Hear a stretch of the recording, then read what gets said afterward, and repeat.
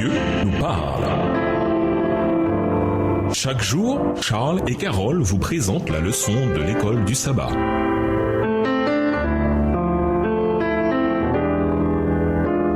Bienvenue dans votre émission Dieu nous parle. Nous voilà à la leçon de mardi, Moïse et les prophètes. Lisons 2 Timothée 3, les versets 14 à 17, que nous enseigne ce passage sur le rôle de l'écriture dans l'éducation chrétienne. 2 Timothée 3, versets 14 à 17. Toi, demeure dans les choses que tu as apprises et reconnues certaines, sachant de qui tu les as apprises. Dès ton enfance, tu connais les 7 lettres qui peuvent te rendre sage à salut par la foi en Jésus-Christ. Toute l'écriture est inspirée de Dieu et utile pour enseigner, pour convaincre, pour corriger, pour instruire de la justice, afin que l'homme de Dieu soit accompli et propre à toute bonne œuvre. Le mot utilisé pour décrire la première partie de la Bible, la Torah, est parfois traduit par la loi, en partie parce qu'il y a beaucoup de lois dans ces livres. Mais Torah signifie en réalité enseignement ou instruction. Cette compréhension est très différente de ce que beaucoup croient sur le sens de la loi dans la Bible, à savoir des listes de règles que nous devons suivre afin de rester dans les bonnes grâces de Dieu. Ce n'est pas le cas. La loi est prévue comme contenu éducatif qui traite de la manière de vivre avec prospérité et sécurité dans la relation d'alliance que Dieu avait en tête quand il nous a créés au départ. Les 2 parties qui suivent dans la Bible, les prophètes, rapportent avec quel succès le peuple de Dieu a maîtrisé ce contenu éducatif et l'a suivi. Les premiers prophètes, ou livres historiques, et ce qu'ils auraient dû retenir de ces informations éducatives. Les derniers prophètes. La partie restante de l'Ancien Testament, appelée les écrits en hébreu, regorge d'exemples de maîtres et d'élèves heureux ou malheureux dans leur expérience éducative. On a par exemple Esther, Ruth, Daniel et Job.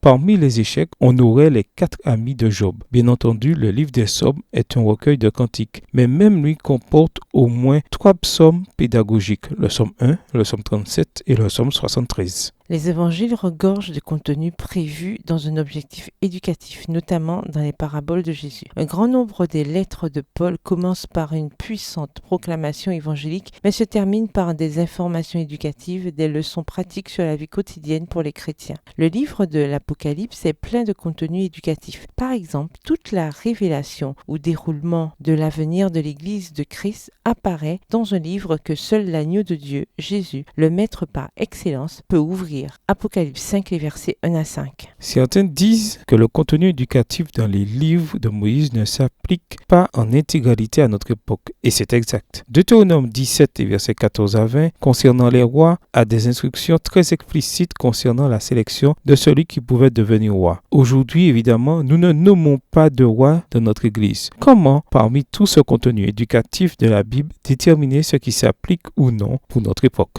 Deutéronome 17, les versets 14 à 20. Lorsque tu seras entré dans le pays que l'Éternel ton Dieu te donne, lorsque tu le posséderas, que tu y auras établi ta demeure, et que tu diras, je veux mettre un roi sur moi, comme toutes les nations qui m'entourent, tu mettras sur toi un roi que choisira l'Éternel ton Dieu, tu prendras un roi au milieu de tes frères. Tu ne pourras pas te donner un étranger qui ne soit pas ton frère, mais qu'il n'ait pas un grand nombre de chevaux, et qu'il ne ramène pas le peuple en Égypte pour avoir beaucoup de chevaux, car l'Éternel vous a dit, vous ne retournerez plus par ce chemin-là. Qu'il n'ait pas un grand nombre de femmes, afin que son cœur ne se détourne point, et qu'il ne fasse pas de grands amas d'argent et d'or. Quand il s'assiera sur le trône de son royaume, il écrira pour lui dans un livre une copie de cette loi qu'il prendra auprès des sacrificateurs, les Lévites. Il devra l'avoir avec lui et y lire tous les jours de sa vie afin qu'il apprenne à craindre l'Éternel son Dieu, à observer et à mettre en pratique toutes les paroles de cette loi et toutes ses ordonnances, afin que son cœur ne s'élève point au-dessus de ses frères et qu'il ne se détourne de ses commandements ni à droite ni à gauche, afin qu'il prolonge ses jours dans son royaume, lui et ses enfants, au milieu d'Israël. Au revoir. Et à demain si Dieu veut.